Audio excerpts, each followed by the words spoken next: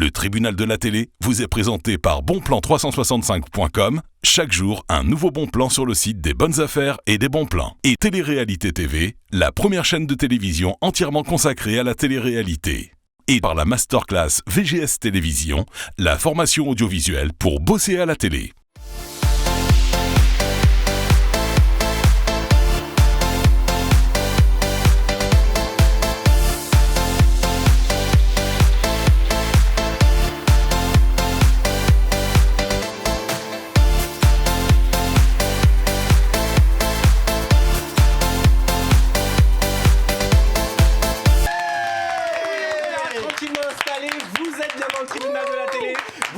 C'est l'émission de la joie et de la bonne humeur. C'est votre rendez-vous du lundi au vendredi à 19h55. Vous le savez, dans cette émission, on aime vous apporter des news médias, des news sur l'actualité people, mais également sur tout ce qui fait le buzz sur Internet. Et pour m'accompagner, vous le savez, la chaîne People24 a décidé d'imposer comme ça une nouvelle génération d'animateurs et de chroniqueurs télé. Je vais vous les présenter, vous allez les découvrir. Je commence par elle est là-bas à ma droite. Elle s'appelle Anaïs, on l'applaudit bien fort. Bonjour Anaïs, comment ça va ? Bonjour, très bien, et vous ? Moi je vais super bien. Anaïs, on ne s'est pas vu depuis un petit mois, mine de rien. Oui, c'est vrai. Qu'est-ce qui s'est passé pendant ce mois ? Vous étiez tranquillement... Vous venez de quelle région précisément ? C'est ça. Vous venez de quelle région précisément, Anaïs ? Vers Chalon-sur-Saône. Ah d'accord. Alors qu'est-ce qui s'est passé, Anaïs ? Pourquoi est-ce que je vous ai pas vu pendant un mois ? Oh bah, pour toi, il s'est rien passé de spécial. Ouais. La routine. Bon, c'était la vie professionnelle qui vous a un peu retenu. En tous les cas, on est ravis de vous retrouver, ma chère Anaïs. Sur la gauche d'Anaïs, vous le reconnaissez, c'est mon acolyte Vincent Roncé, qu'on appelle bien fort.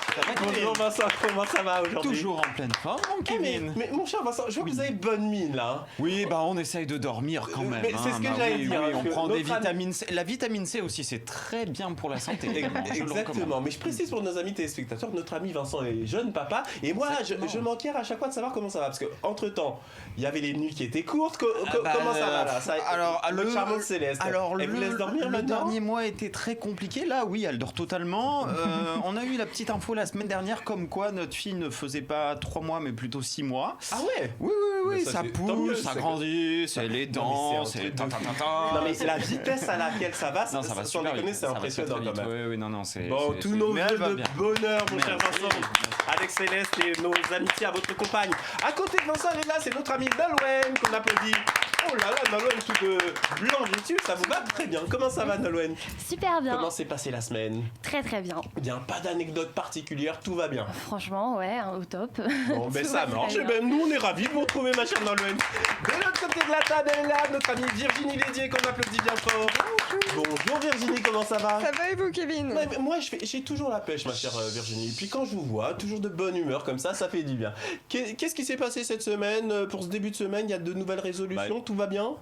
Moi, c'est cocooning en ce moment, bien au chaud. J'écris mes sujets au lit, non, mais à côté du feu. Franchement, moi je suis déprimé, les amis, sans déconner. Je sais pas si vous avez vu cette semaine, 17h19, il faisait nuit. Non mais 17h19. Non mais franchement, moi ça me dépasse. Ah non mais franchement, vivement que chez Ikea il y ait le printemps qui arrive, mais là genre Vincent, vous voulez rajouter l'avantage c'est que c'est le retour de la raclette par contre. Et ça c'est pas mal. Ouais, je peux la manger quand il fait chaud. Vous cachez, je me suis fait des petites soupes très sympathiques aux légumes et tout. Franchement, ça fait du bien. Mais la raclette, je suis pas encore passé par là, mais je devrais y aller également. Juste à côté. Et heureusement qu'on vient ici, ça nous réchauffe le cœur. Et juste à côté de Virginie, elle est là, c'est notre amie Judith qu'on appelle bien fort. Comment ça va cette semaine, Judith ? Eh ben ça va super, je suis très contente. Les résolutions, dites-moi tout. Parce que justement j'ai acheté 2 billets pour moi et ma meilleure amie pour voir le lac des Cygnes. Ah excellent, c'est quand et c'est où ? C'est le 5 janvier au Théâtre des Champs-Élysées. Oh là là là, franchement. Voilà, une petite activité un peu d'adulte. Ouais, ça fait du bien. Non mais sans déconner, le lac des Cygnes, franchement quand on voit ces magnifiques danseuses étoiles qui font ça, ça va être vraiment très sympathique. Très sympathique. Oui, et on accueille aujourd'hui dans le tribunal de la télé une petite nouvelle, mais que si vous êtes auditeur de la radio Énergie, vous connaissez Marie-Thérèse. Bonjour Marie, comment ça va? Hello tout le monde, hello Kevin, bah ça très bien. Ah mais Et franchement, on est super ravis, toute l'équipe là, vous voyez, ils sont tous ravis de vous accueillir. Marie, qu'est-ce qui vous a donné envie de basculer de la radio à la télé? Parce que là, sur Énergie, il y a 5 millions de personnes qui vous écoutent de manière quotidienne, ça fait quand même pas mal de monde. Qu'est-ce qui vous a donné envie de basculer de la radio, puis d'avoir cet éclairage également et cette visibilité en télé? Eh ben, la passion médiatique, j'ai envie de dire, et puis tester des nouvelles choses, et c'est un exercice que je ne connais pas. Enfin, si on peut appeler ça un exercice, c'est plutôt un loisir, un divertissement. Mais pour changer un peu de la radio et aller dans la continuité. Eh bien, en tous les cas, nous, on vous accueille avec plaisir. Et d'ailleurs, vous savez, le principe du tribunal de la télé n'a pas changé. On va vraiment parler de beaucoup de choses. Immédiatement, on va découvrir le sommaire et on commence immédiatement. C'est parti. Aujourd'hui, dans le tribunal de la télé, nous allons parler des sujets suivants. Cyril Hanouna mis en examen. Judith nous donnera tous les détails de cette affaire dans un instant. Pour ou contre le Black Friday. Le Black Friday ne fait plus l'unanimité. Maritel nous explique cela dans un instant. Un braqueur de 16 ans oublie son portefeuille dans le bureau de tabac qu'il venait de braquer. Yann Barthès répond avec humour à l'enquête du magazine Valeurs Actuelles sur Quotidien. Vincent Roncelli nous explique cela dans un instant. Dérapage dans la bataille des couples. Dylan Thierry a craché sur le visage de Mélanie Dedigama. Nolwenn nous donnera tous les détails de cette affaire dans un instant. À Marseille, ils suivent leur GPS et finissent dans le Vieux-Port avec leur véhicule. Virginie nous détaille ce fait divers dans un instant. Bonne émission à tous.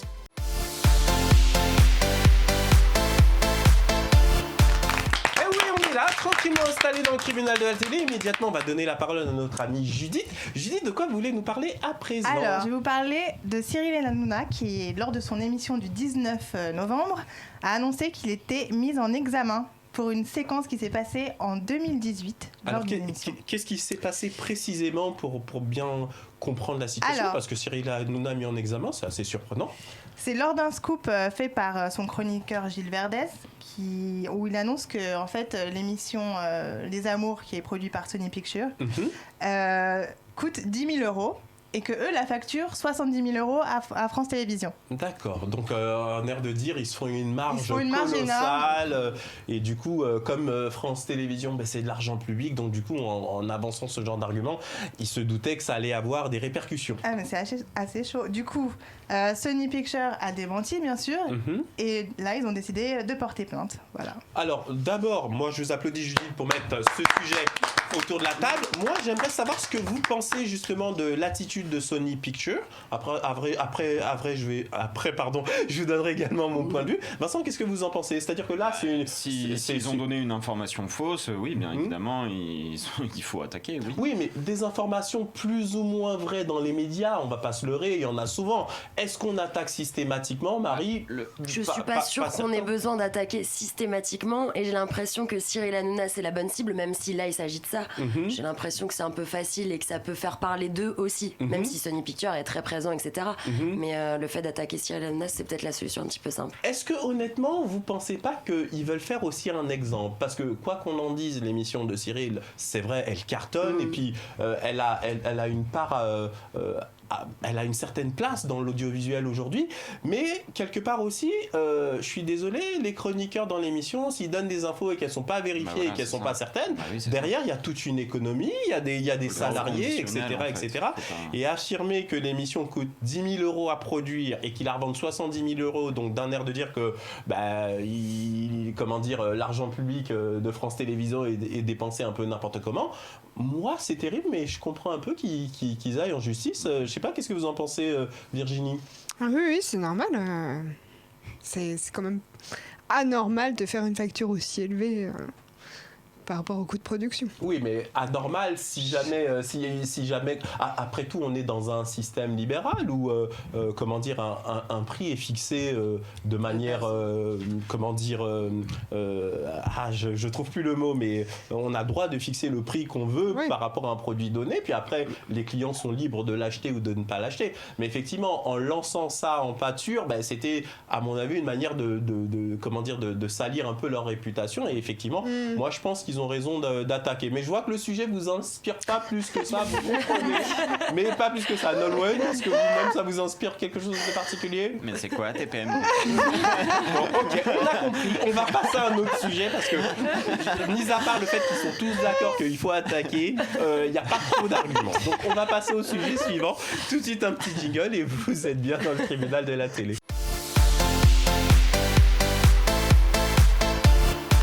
On est là, tranquillement installé dans le tribunal de la télé. À présent, la parole à Marie. Marie, de quoi voulez-nous parler? Yes, de la Black Friday qui est dans une semaine du coup. Donc c'est un vrai événement pour la plupart des grosses marques puisqu'on a des moins 70%, moins 50%, enfin bref, toutes les marques se les arrachent. Attendez, Marie, excusez-moi de vous interrompre. Honnêtement, ici, qui attend le Black Friday pour aller faire des courses? Mais attendez, ça marche encore, honnêtement. Vincent, ça marche encore. C'est très avantageux, vraiment. Nolwenn, honnêtement, vous allez foncer faire des courses direct. Moi, je me disais, mais non, entre les soldes, les ceci, les cela. Les impôts. Les impôts, les Français, ils ont plus trop de sous. Non, mais c'est Finalement, avantageux. C'est vraiment avantageux. Ok, mais Marie, on vous écoute. Apparemment, tout le monde est unanime. Bon, bah voilà, mais finalement, pas tout le monde parce que certaines associations, du coup, ou voire d'autres marques, lance ce qu'on appelle le Black Friday ou la Green Friday, et en fait c'est l'anti-mouvement Black Friday. C'est-à-dire qu'en fait maintenant on est dans une ère depuis à peu près 1 an où on voudrait changer le monde et ne pas surconsommer, voilà, en fait.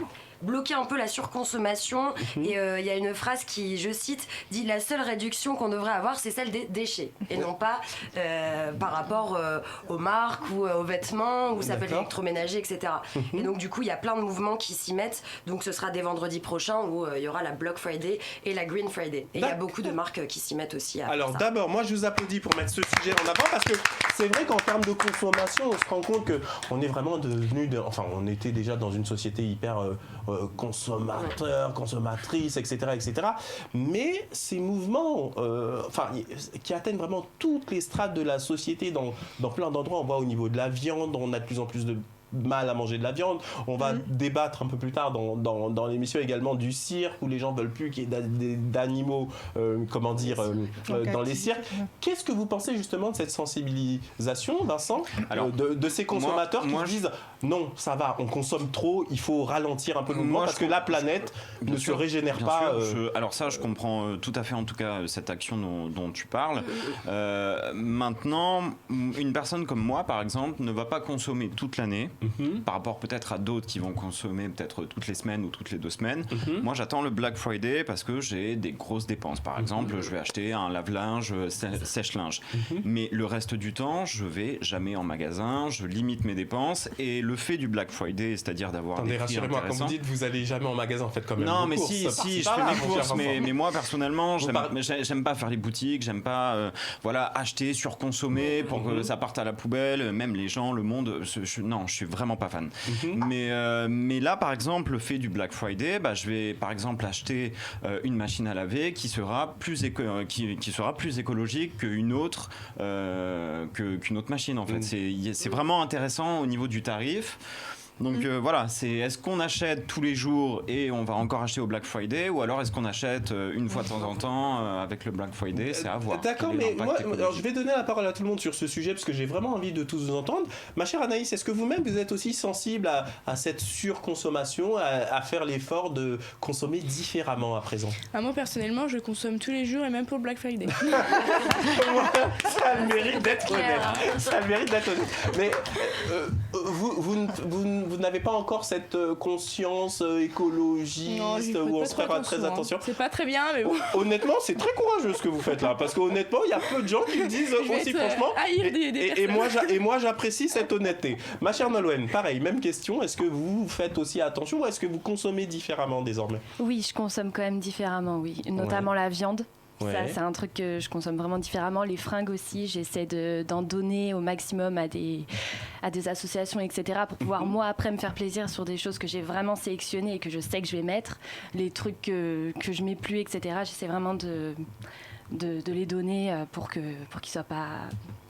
Je n'ai plus mon mot. Vous préférez les donner pour ne pas les jeter, ou voilà, c'est ça. Pour consommer intelligemment. Même question, Judith. En ce qui vous concerne, est-ce que vous faites de plus en plus gaffe et vous consommez différemment? Moi, je vais boycotter le Black Friday. Ah, clairement.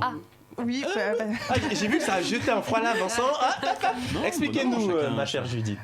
Parce que justement, j'ai fait un peu un revirement de situation vu que je faisais que du shopping avant et que j'étais plutôt dans l'aspect consommateur à fond. Et... J'ai vu ça l'autre fois, on a eu un débat sur le foie gras notamment, puisque aux États-Unis, la mairie de New York a interdit le foie gras.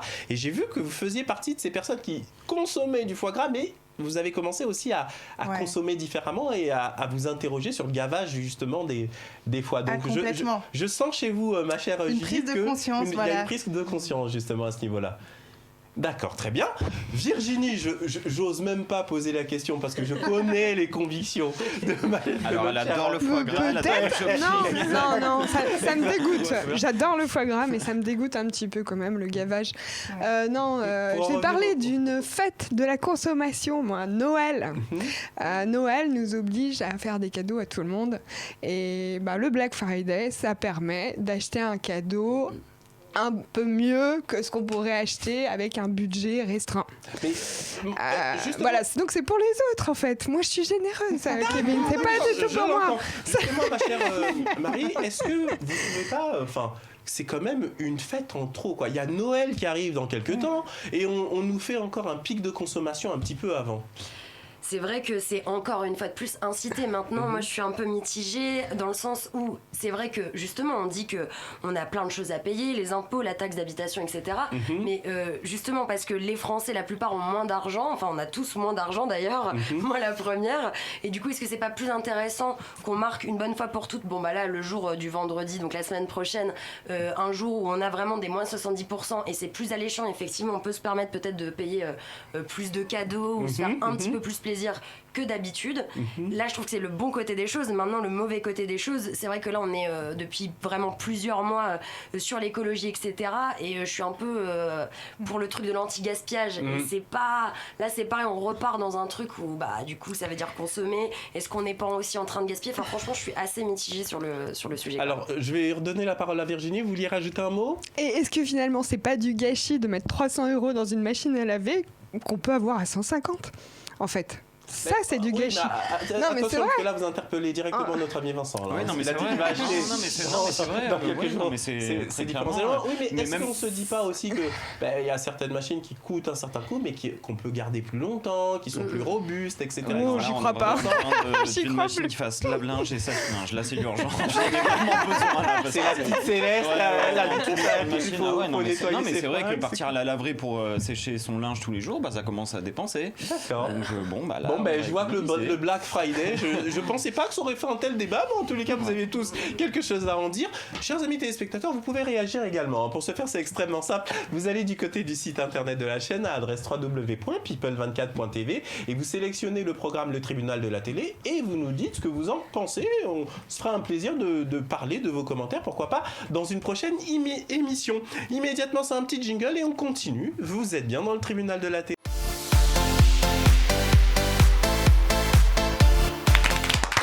Tranquillement installé dans le tribunal de la télé.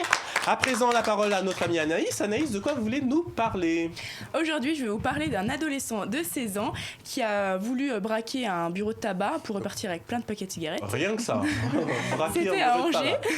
Mauvaise idée. Seulement, le souci, c'est qu'il a fait tomber son portefeuille quand il a voulu prendre la fuite. C'est braqueur, bracassé, quoi. Mais le pire, c'est qu'il a voulu revenir sur les lieux pour le récupérer. Seulement, il est tombé nez à nez avec la police et le gérant du bureau de tabac. Non, mais et il est arrivé. Il y a des braqueurs donc vraiment des fois. Embarqué, Oui, mais on imagine bien.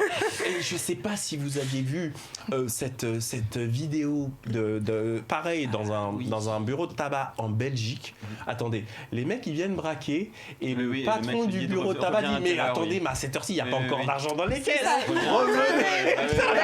Venez à telle heure et à telle heure. Et les deux ils font. Vous êtes sûr ? Oui. Non mais attends, mais franchement Vincent, mais il y a les gens, franchement, c'est des vrais. Ah, mais ça m'a trop fait rire. Ça vaut le coup d'essayer. Mais oui, j'ai vu la vidéo et tout, donc c'est énorme. Parce que les gars, ils arrivaient avec cagoule, batte et tout, genre je vais te défoncer, mais toi t'es là, oui, reviens à 17h, oui. Ça, c'est un truc. Vous l'aviez vu cette histoire, Marie? J'ai vu cette histoire, mais j'appelle ça l'arroseur arrosé parce qu'il y a une autre histoire dans le même style où un mec vient braquer, je sais plus, c'est dans un supermarché.